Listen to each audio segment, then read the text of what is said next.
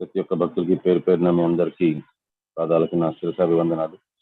దయచేసి ప్రతి ఒక్కరు నన్ను మనస్ఫూర్తిగా ఆశీర్వదించండి. సరైన వాక్యాలు సరైన సమయానికి సరైన ఉద్దేశంతో వచ్చేలాగా ఈరోజు నా గురువు గారైన హైజ్ హోలీనెస్ జపతాక్ మహారాజుల వారు మరియు నా పరమ గురువు అయిన డివైన్ గ్రేస్ శ్రీల ప్రభుపాదుల వారు నాకు ఎంత మేరాన్ని పలికిస్తారు, ఎంత మేరాన్ని పలుకుతాను. మీ అందరూ అర్పించిన నమస్కారాలను నా గురువు గారి యొక్క పాదాల దగ్గర అర్పిస్తున్నాను. ఓం అజ్ఞానతిమిరాంతస్య జ్ఞానాంజన శలాకయ చక్షురున్మిలితం యేన తస్మై శ్రీ గురవే నమః. శ్రీ చైతన్య మనోభీష్టం స్థాపితం యేన భూతలే స్వయం రూపః కదా మహ్యం దదాతి సుపదాంతికం. హే కృష్ణ కరుణా సింధు దీన బంధు జగత్పతే గోపేశ గోపికా కాంత రాధా కాంత నమోస్తుతే. సప్త కాంచన గౌరాంగి రాధే వృందావనేశ్వరి వృషభానుసుతే దేవి ప్రణమామి హరిప్రిये. వాంఛాకల్పతరుభ్యశ్చ కృపా సింధుభ్య ఏవ చ పతితానాం పావనేభ్యో వైష్ణవేభ్యో నమో నమః. नमः ओं विष्णुपादाय कृष्णपृष्ठाय भूतले श्रीमते जयपताक स्वामिन् इति नामिनि. नमो आचार्यपादाय नेताय कृपप्रदाय द्वारकदामदाय नगरग्रामतारिणे. नमः ओं विष्णुपादाय कृष्णपृष्ठाय भूतले श्रीमते भक्तिवेदांत स्वामिन् इति नामिनि. नमस्ते सरस्वती देवे गौरवाणी प्रचारिणे निर्विशेष शून्यवादी पाश्चात्य देशतारिणे. श्री कृष्ण चैतन्य प्रभु नित्यानंद श्री अद्वैत गदाधर शिवास आदि गौर भक्त वृंदा. हरे कृष्ण कृष्ण कृष्ण हरे हरे हरे राम राम राम हरे हरे. మూడో స్కందం 14వ అధ్యాయం 36వ శ్లోకం. సన ప్రసీదతాం భామో భగవానుర్వనుగ్రహః వ్యాధస్యనుకంపానా Srinam Deva Satipatihi.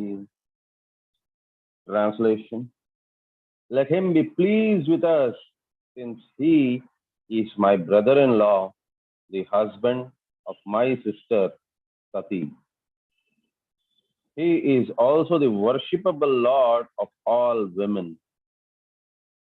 He is the personality of all opulences and can show mercy towards women who are excused even by the uncivilized hunters. Purport by Srila Prabhupada. Jai Srila Prabhupada. Lord Shiva is the husband of Sati, one of the sisters of Diti. Diti invoked the pleasure of her sister Sati so that Sati would request her husband to excuse her. Besides that, Lord Shiva is the worshipable Lord of all women. He is naturally very kind towards women, on whom even the uncivilized hunters also show their mercy. So రుద్రుల వారు ఇక్కడ తమ్ముడు వరుస అవుతున్నారు Kashyapa మునికి. So దితీదేవి తెలివిగా ఇద్దరి చేత ప్రార్థనలు చేయిస్తున్నారు. ఆవిడ చేసిన తప్పుని ఆవిడ తెలుసుకొని ఒక పక్కన కశ్యప ముని ఎవరైతే రుద్రుల వారికి ప్రియ భక్తుడో అతని ద్వారా కూడా ఒక పక్క ప్రాధేయపడుతున్నారు చేసిన తప్పుని క్షమించమని. మరియు ఇంకో పక్కన సతీదేవితో కూడా ప్రార్థిస్తున్నారు, ఏదో ఒక రకంగా తను చేసిన తప్పుని తన భర్తతోని చెప్పుకొని క్షమించమని అడిగేలాగా. Since Lord Shiva is himself associated with women, he knows very well their defective nature, and he might not take very seriously Diti's unavoidable offense which occurred due to her faulty nature. Every virgin girl is supposed to be a devotee of Lord Shiva. Diti remembered her childhood worship of Lord Shiva and begged his mercy. So ఇక్కడ ఆడవారిని ఎందుకు తక్కువగా చేసి మాట్లాడుతున్నారు? ఆడవారు తక్కువ అని అంటే శ్రీల ప్రభుపాదుల వారు చెప్పారు, యాక్చువల్గా కృష్ణ కాన్షియస్నెస్ లేని ఆడవారు ఎటువంటి వారంటే వారికి యాక్చువల్గా ఆడవారు ఇక్కడ చెడు మంచి అనేం కాదు, వారు ఎప్పటికీ కూడా పూజనీయులు, వారు ఎప్పటికీ చెడు అయితే కారు. కాకపోతే ఒకటేమంటే ఆడవారిలో ఉండే పెద్ద లోపము వారి మంచితనం. ఆడవారిలోని భూమిలోని స్త్రీలోని ఆడదానికి, ఇది స్త్రీకి మరియు భూమికి క్షమించే గుణం భగవంతుడు బాగా ఎక్కువ ఇచ్చారు. ప్రతి ఒక్కరిని నమ్మే గుణం కూడా స్త్రీకి ఎక్కువ ఇచ్చారు. స్త్రీ అనేవారు ఏంటి అని అంటే ప్రతి ఒక్కరిని నమ్ముతారు. ఎవరైనా చెప్పారంటే ప్రేమిస్తున్నారు మనస్ఫూర్తిగా అని అంటే ఎంత చెప్పినా సరే కూడా వారు ఆ మొమెంట్లోని ఎదుటి వారు చెప్పింది నిజమనే అనుకుంటారు. సో ఈ రకంగా వారికి ఏంటి అని అంటే అంకుశం అనేది కావాలి. ప్రతి ఒక్కరిని నమ్మడం స్టార్ట్ చేస్తారు వారు మంచివారే అని. ఎందుకనంటే స్త్రీలు సహజంగా వారు మంచివారై ఉంటారు. క్షమించే గుణం ఎక్కువ ఉంటుంది. అందుకోసమే భగవంతుడు స్త్రీలకి మానసిక బలం ఇచ్చారు కానీ శారీరక బలం ఇవ్వలేదు. ఎందుకు అని అంటే వారు ఇంకొకరిని దండించే రకంగా, శిక్షించే రకంగా కాదు. వారికి గొప్ప మనసుని ప్రసాదించారు. ఎంత చెడు వారైనా సరే కూడా, ఎంత దుర్మార్గులైనా సరే కూడా వారిని క్షమించేదానికి ఆ రకంగా వారికి గుణాలను ఇచ్చారు. పురుషులకి సహజంగా ఏంటి అని అంటే తర్కభావం పెట్టుకుంటారు.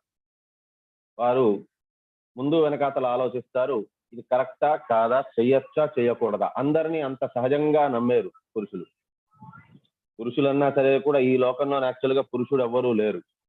పురుషుడు అని అంటే కేవలం కృష్ణుడు మాత్రమే. మిగతా వారందరూ స్త్రీ రూపమే యాక్చువల్గా చెప్పాలి అని అంటే. కాకపోతే సో కాల్డ్ పురుషులు ఈ లోకంలోని వారేంటి అని అంటే వారెవ్వరినీ కూడా అంత సహజంగా అంత తొందరగా నమ్మరు. వారేంటంటే తర్కభావంతో ఆలోచిస్తారు, కీడెంచి మేలెంచు అన్నట్టుగా. స్త్రీలు ఏమంటే సహజంగా ఎదుటి వాళ్ళు ఏదైనా చెప్పారు అని అంటే నమ్మేస్తారు, నిజంగానే వారు మంచివారు అన్నట్టుగా. సో ఆవు కూడా అదే గుణం ఉన్నది. ఆవైనా సరే కూడా ఏంటి అని అంటే వీరు నా పిల్లలు, వీరు కాదు. కషాయి వాడు వచ్చి సంహరించే ముందు దాకా కూడా ఆవు దగ్గరించి పాలు పిండుకొని తీసుకెళ్తాడు. ఆవు ఎప్పుడు కూడా ప్రతిఘటించదు, తీసుకెళ్ళని, పాలే కదా, పోషణ కోసం పనికొస్తుంది, సరే తీసుకెళ్ళండి అని. అదే ఆవు ఎప్పుడైతే పాలు ఇవ్వడం మానేస్తుందో అదే మనుషులు కషాయి వాడికి అమ్మేస్తారు. ఇది ఇక్కడ జరుగుతున్న పరమ సత్యం. అది ఆవుని ఎప్పటికైతే ఈ రకంగా చేస్తారో వారు ఆవుని పెంచకపోయినా పర్వాలేదు, కానీ ఆవు పాలు ఇవ్వడం మానేసిందని అంటే దాన్ని కషాయి ఖానాకు అమ్మేయడం అనే దానికి మించిన పాపం ఇంకోటి లేదు. సో భగవంతుణ్ణి కూడా నమో బ్రాహ్మణ్య దేవాయ గో బ్రాహ్మణ్య హితాయ చ జగద్హితాయ కృష్ణాయ గోవిందాయ నమో నమః అన్న. భగవంతుడికి అత్యంత ప్రియతమైన బ్రాహ్మణుల కంటే కూడా ఎక్కువ ప్రియతమైనది గోవులు. ఆ గోవులకి సంరక్షణ కలిగించండి, కొద్దిగా ఏదో గ్రాసం పెట్టండి, పర్వాలేదు. కానీ దాన్ని పెంచుకోవాలనుకొని దాని పాలు కూడా మానేసిన తర్వాత దాని కషాయి ఖానాకు అమ్మేశారని అంటే మాత్రం వారు నరకంలోని కొన్ని కల్పాల పాటు అక్కడ వారు ఆ వేదనల్ని అనుభవించవలసి ఉంటుంది. సో ఈ రకంగా స్త్రీలు కూడా ఏంటి అని అంటే నమ్మేస్తారు. నమ్మిన దాని వల్ల తప్పుడు మార్గానికి వెళ్ళే అవకాశం ఉన్నది.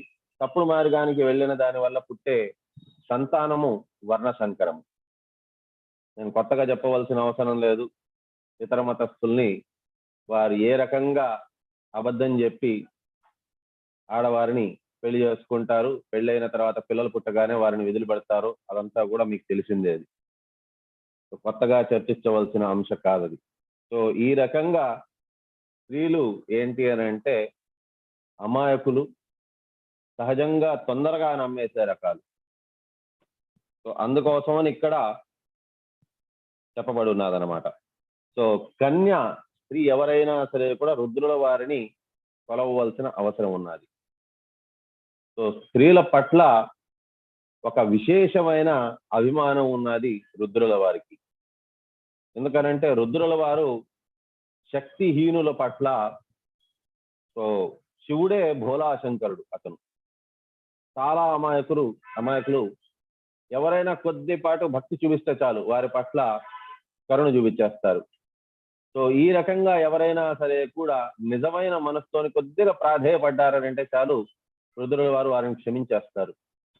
సో అటువంటి మనస్తత్వం ఉండే వారి పట్ల రుద్రుల వారికి కూడా విశేషమైన వారి పట్ల కరుణ అనేది ఉన్నది. కాబట్టి స్త్రీల పట్ల ఎవరైతే కరుణకి పాత్రలో అటువంటి వారి పట్ల ఇక్కడ ఇది కూడా చెప్పున్నారు.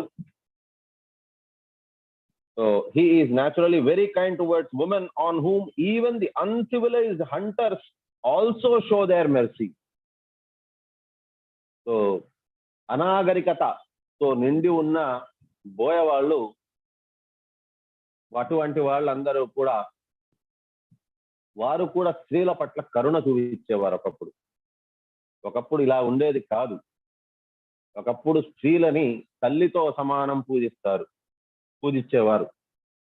అందుకోసమనే ఇస్కాన్లో ఇప్పటికీ అంటారు, భార్య కాని వారు స్త్రీని ఎప్పుడైనా సరే కూడా వారి తల్లిలాగా కొలవాలి, మాతాజీ అనే పిలవాలి. సో ఈ రకంగా కేవలం పిలవడమే కాదు, వాచ మాత్రమే కాదు, మనస ఇంకా కర్మణ కూడా వారిని అదే రకంగా భావించాలి, ఒక తల్లి రూపంలో భావించాలి. సో ఒక స్త్రీని ఎప్పుడైతే చూస్తామో తల్లి భావన కలగాలి. సో తల్లిని చూడగానే ఏమనిపిస్తుంది? తన చరణాలకి మొక్కాలనిపిస్తుంది. తను మన కోసం పడిన శ్రమ గుర్తుకొస్తుంది. సో ఏ స్త్రీ అయినా సరే కూడా అంతే కరుణ ఉండేవారు. ఎప్పుడూ కూడా ఒక స్త్రీ ఇంకొకరిని ఇబ్బంది పెట్టాలి అనుకునే రకం కాదు. అందరూ కూడా సుభిక్షంగా ఉండాలి అని కోరుకునేవారు. భూమాత కూడా అంతే, ఎంతో సహిష్ణుత కలిగి ఉంటుంది ఆవిడికి. ఎవరు ఎంత ఇబ్బంది కలిగించినా సరే కూడా, యాక్చువల్గా చెప్పాలి అని అంటే భూమాత ఆమె ప్రతిఘటించాలి అనుకున్నారని అంటే, ఎవరినైనా శిక్షించాలి అనుకున్నారంటే మామూలుగా కాదు. ఆవిడ కోపం అనేది, భూమాత కోపం అనేది జ్వాలాముఖి రూపంలో వస్తుంది. కానీ ఎక్కడ కూడా ఆ జ్వాలాముఖి ఇతరుల్ని ఇబ్బంది పెట్టే రకంగా అయితే కాదు. ఈవెన్ హిరణ్యాక్షుడు ఇబ్బంది పెట్టినా సరే కూడా పాతాళంలో వెళ్ళి దాంకున్నారే గాని హిరణ్యాక్షుడిని సంహరించడం భూమాతకి ఒక లెక్క కాదు. విష్ణు పత్ని, నారాయణుడి యొక్క పత్ని ఆవిడ కావాలనుకుంటే శ్రీదేవి భూదేవి ఇద్దరు భార్యలు. ఆవిడ కావాలనుకుంటే నారాయణుడి యొక్క ఒక భాగం ఆవిడ. హిరణ్యాక్షుడు లాంటి ఒక తుచ్చుడిని ఆవిడ కావాలంటే పనిష్ చేసేయగలరు. కానీ విధి విధానంలోని ఏం రాసున్నది అని అంటే నారాయణుడే సంహరిస్తారు అని. సో అందుకోసమని ఆవిడ ఆ కార్యాన్ని తీసుకోలేదు.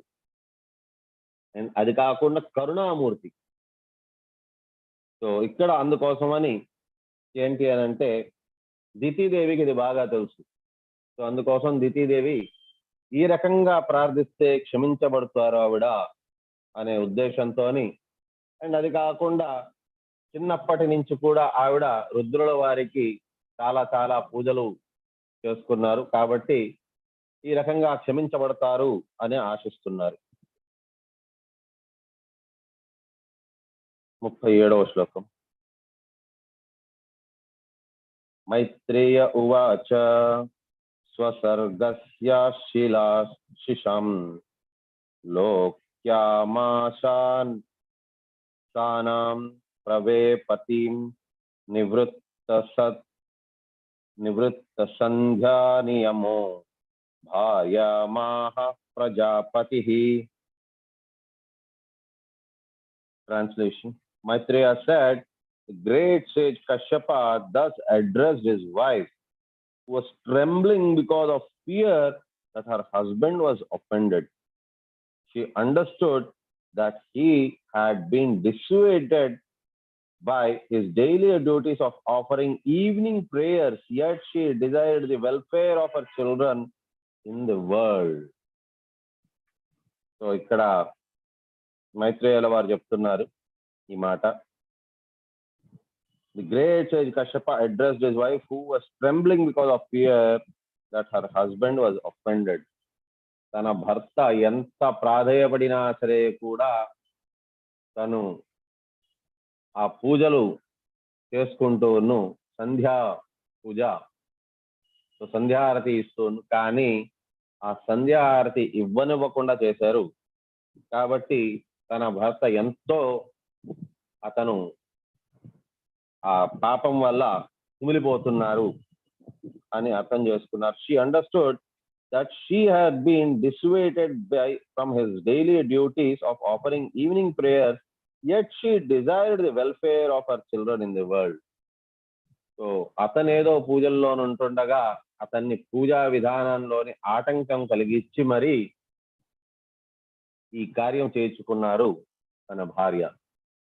కాబట్టి అతనికి కోపంగా ఉన్నారు అని అర్థమైంది.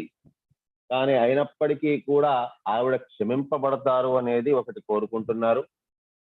అది కాకుండా తనకి పుట్టబోయే పిల్లలు కూడా వారు ఆరోగ్యంగా ఉండాలి, క్షేమంగా ఉండాలి, వారికి మంచి జరుగుగాక అనేసని ఆవిడ ప్రార్థిస్తున్నారు.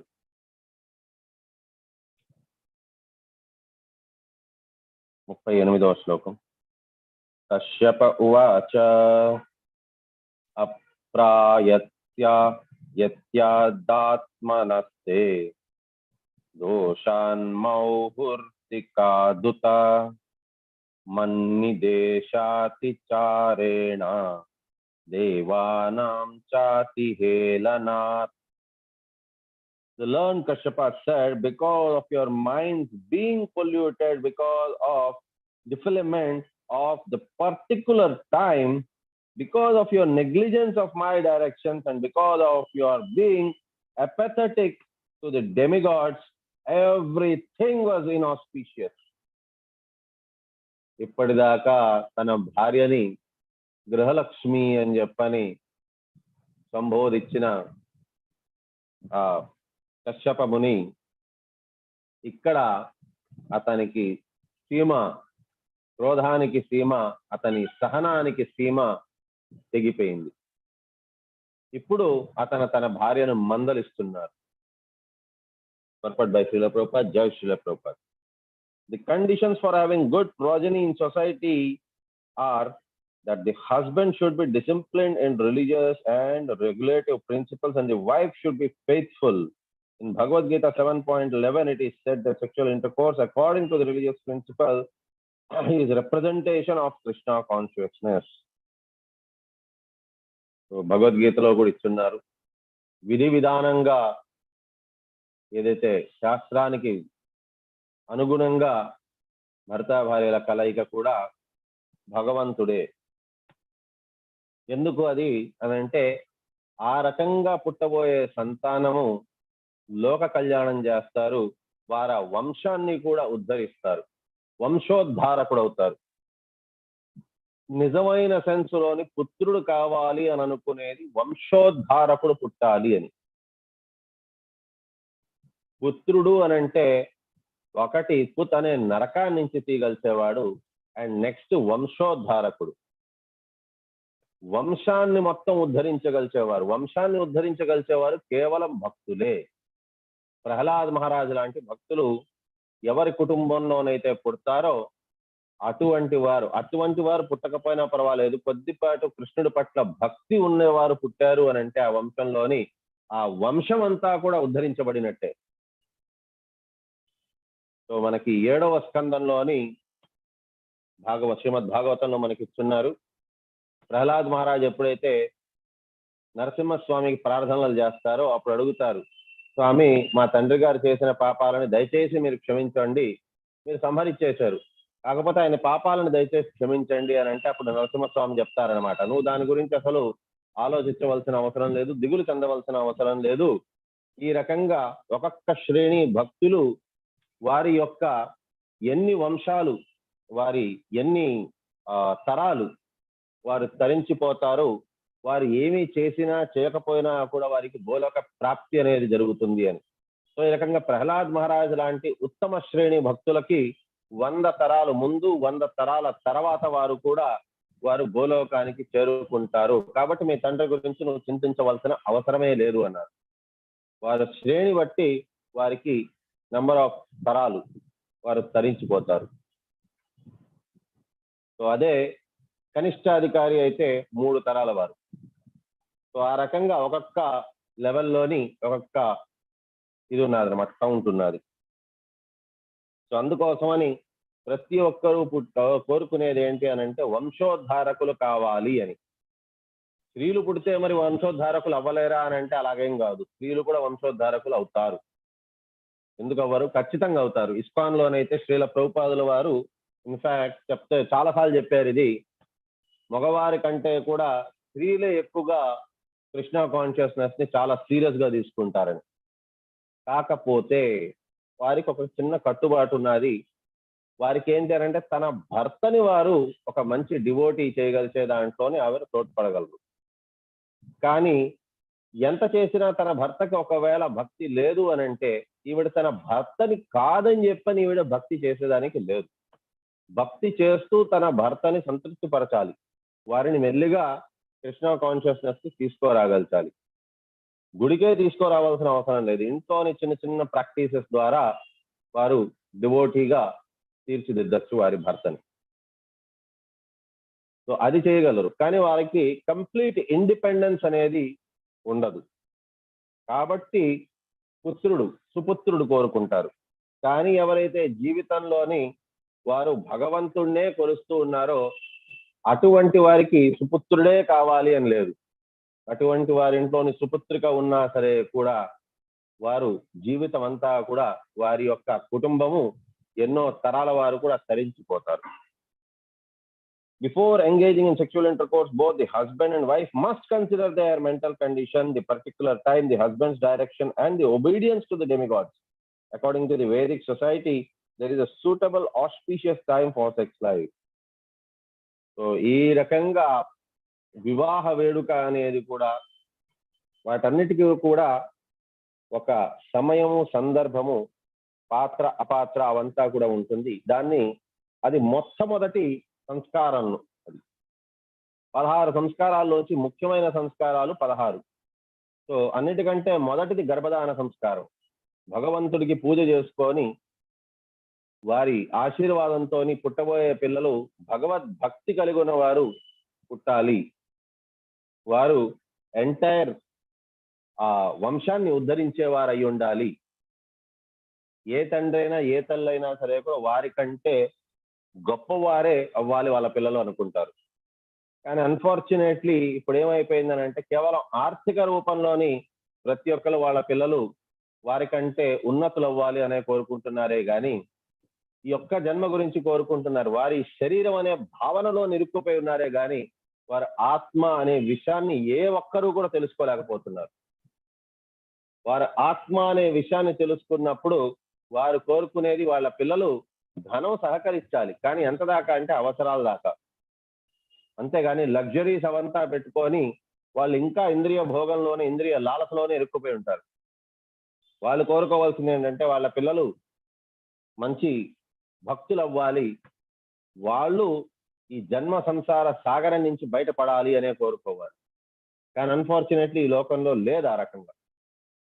వారు ఎంతైతే భక్తిని వారు తెలుసుకున్నారో వారి జీవిత కాలంలోని వాళ్ళ పిల్లలు వాళ్ళకంటే గొప్ప వాళ్ళు అయి ఉండాలి, భగవంతుణ్ణి మెప్పించగలిసిన వారు అయి ఉండాలి. వారు భగవంతుని చూడడం కాదు, భగవంతుడే వారి పక్కకి చూడగలిచేవారు అయి ఉండాలి. ఆహా ఎంత గొప్ప భక్తుడు అన్నట్టుగా భగవంతుడు చూడగలచాలి. So there is a suitable auspicious time for sex life which is called the time for Garbhadana. Diti neglected all the principles of scriptural injunction and therefore although she was very anxious for auspicious children, she was informed that her children would not be worthy to be the sons of a Brahmana. So Brahmanulo కాకపోయిన వారిని ద్విజ బంధు అంటారు. వారిని బ్రాహ్మణులు అని పిలవరు. ఒక engineer యొక్క కొడుకు engineer అవుతాడని guarantee లేదు. ఒక డాక్టర్ కొడుకు డాక్టర్ అవుతాడని గ్యారంటీ లేదు. అలాగే ఒక బ్రాహ్మణుడు యొక్క పుత్రుడు బ్రాహ్మణుడే అవుతాడని గ్యారంటీ లేదు. ఫర్ ఇన్స్టెన్స్ మనకి ద్రోణాచార్యుల వారి యొక్క పుత్రుడు అశ్వత్థామ. ద్రోణాచార్యుల వారు గొప్ప బ్రాహ్మణుడు, కానీ అశ్వత్థామ కాదు. కాబట్టి అశ్వత్థామాని ద్విజ బంధువు అని పిలువబడ్డారు. శ్రీమద్ భాగవతంలో ఎక్కడెక్కడైతే అశ్వత్థామ గురించి ప్రస్తావన వచ్చిందో అతను అక్కడ ద్విజ బంధు అనే ప్రస్తావించబడ్డారు. సో ఈ రకంగా వీరు బ్రాహ్మణులు కాదు. There is a clear indication herein that a Brahmana son is not always a Brahmana. Personalities like Ravana and Hiranyakashipu were actually born of Brahmanas. So ఈ గొప్ప రాక్షసులు వీరందరూ కూడా బ్రాహ్మణులకు పుట్టిన వారే. రావణాసురుడు మాత్రమే కాదు, హిరణ్యాక్షుడు, హిరణ్యకశిపుడు కూడా బ్రాహ్మణులకు పుట్టిన వారే. But they were not accepted as Brahmanas because their fathers did not follow the regulatory principles of for their birth. So అటువంటి వారు జన్మ తీసుకునేటప్పుడు వారి గురించి వీరు గర్భధాన సంస్కారం అటువంటి సంస్కారాల గురించి పట్టించుకోలేదు. భగవంతుని భక్తిని విస్మరించారు. వారు ఇంద్రియ భోగాన్ని గురించి ఆలోచిస్తూ పిల్లలు పుట్టారు. కాబట్టి ఆ రాక్షస ప్రవృత్తి కలిగిన వారు పుట్టారు. Such children are called demons or rakshasas. అటువంటి వారిని రాక్షస అని పిలువబడతారు. There were only 1 or 2 rakshasas in the previous ages due to the negligence of the disciplinary methods, but during the age of Kali there is no discipline in sex life.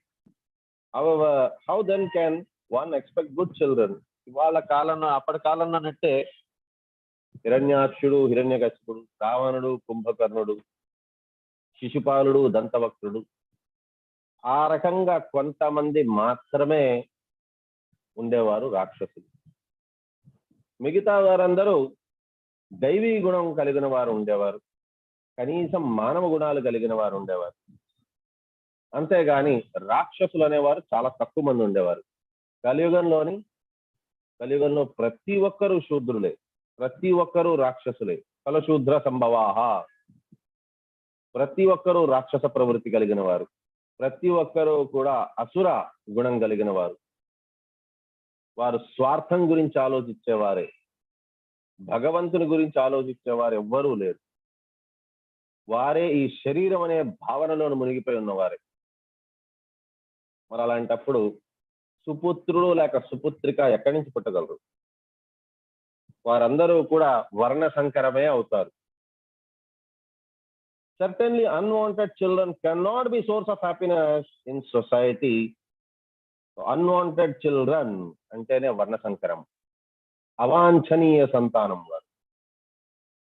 వారి ద్వారా ఏ రకమైన ఉపయోగము ఆ కుటుంబానికి గాని, ఆ వంశానికి గాని, లేక ఆ ఊరికి గాని, ఆ రాష్ట్రానికి గాని, ఆ దేశానికి గాని, లేక ఇతర యోనులకు ఎవరికి కూడా ఉపయోగం లేని వారు. వారు కేవలం నామమాత్రపుగా జన్మ తీసుకోబడిన వారు. సో అటువంటి వారిని వర్ణ సంకరం అని పిలువబడతారు. ఎవరైతే ఎవరికి ఉపయోగపడని జన్మ ఉన్నదో, ఎవరిని కూడా ఈ జన్మ సంసార సాగరం నుంచి ఉద్ధరించలేని వారిని వర్ణ సంకరం అంటారు. But through the Krishna consciousness movement they can be raised to the human standard by chanting of the holy name of God. That is the unique contribution of Lord Chaitanya to human society. So ఎటువంటి వారైనా సరే కూడా అటువంటి వారిని కూడా ఎంత రాక్షస ప్రవృత్తి కలిగి ఉన్నా సరే కూడా వారిని మళ్ళీ వారిలోని భగవద్భక్తిని మళ్ళీ వాళ్ళలోని పెంపొందించే ఒక ప్రక్రియ ఈ కృష్ణ చైతన్య సంస్థ చేస్తుంది. సో దీంట్లోనేంటి అని అంటే, ఎంత పెద్ద రాక్షస ప్రవృత్తి కలిగిన వారైనా సరే కూడా వారికి భక్తిలోకి వారికి తీసుకొని వచ్చే ఒక చిన్న ప్రయాసం జరుగుతోంది.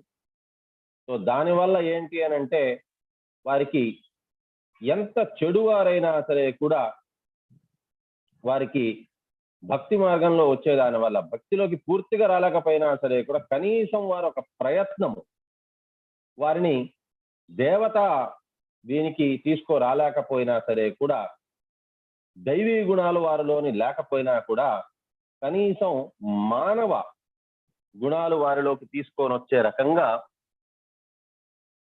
సో వారికి ఏంటి అని అంటే, ఎవరైతే జపం చేస్తారో, శ్రీల ప్రభుపాదుల వారిని ఒక అతను అడిగారు, శ్రీల ప్రభుపాద్, నేను రోజు 16 మాలలు జపం చేస్తున్నాను, మీరు చెప్పిన దానివల్ల నేను గోలోకానికి వెళ్ళగలనా అని.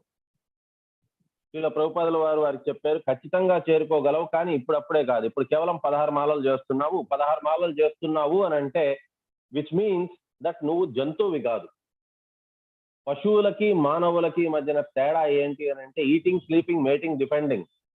ఆహార, నిద్ర, భయ, మైథున్యము, ఈ 4 కూడా పశువులు చేస్తాయి, మనుషులు చేస్తారు.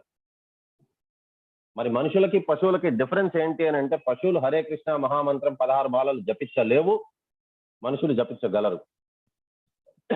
16 మాలలు హరే కృష్ణ మహామంత్రం జపిస్తున్నారు అని అంటే వారు పశువులు కారు అని మాత్రమే నిరూపించబడ్డారు, అంతేగాని వారు భగవంతుడి ధామానికి చేరుకుంటారు అని కాదు. భగవంతుడి ధామానికి చేరుకోవాలంటే ఇంకా చాలా ఉన్నాయి. మనం ఎన్ని పుస్తకాలు చదివిన తర్వాత అది తెలుస్తుంది. సో నిన్న భక్తి శాస్త్రిలోని మనం చదువుకున్నట్టుగా భక్తి రసామృత సింధులో చెప్పబడినట్టుగా 4 ప్రక్రియలు. సో వాటిని పాటిస్తే మనం భగవద్ధామానికి చేరుకునే అవకాశం ఉన్నది. అంతేగాని కేవలం జపం చేసిన దానివల్ల వారు భగవద్ధామానికి చేరుకోలేరు.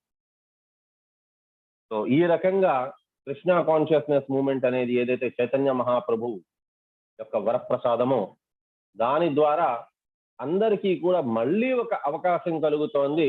వారు రాక్షస ప్రవృత్తిలో ఉన్నప్పటికీ కూడా వారికి మళ్ళీ భగవద్ధామానికి చేరుకునేదానికి ఒక సునాయాసమైన సరళమైన ఒక మార్గము మనకి శ్రీ చైతన్య మహాప్రభు మనకి అందజేస్తున్నారు. సో దీన్ని మనం అందరం కూడా సద్వినియోగపరచుకోవచ్చు. ఇక్కడితో మనం విరామం తీసుకుందాం. వాంఛాకల్పతరుభ్యశ్చ కృపాసింధుభ్యో ఏవ చ పతితానాం పావనేభ్యో వైష్ణవేభ్యో నమో నమః. అనంత కోటి వైష్ణవవృందకి జయ హో. నమాచార్య శ్రీ హరిదాస్ ఠాకూర్ కి జయ. అందరికీ హరే కృష్ణ.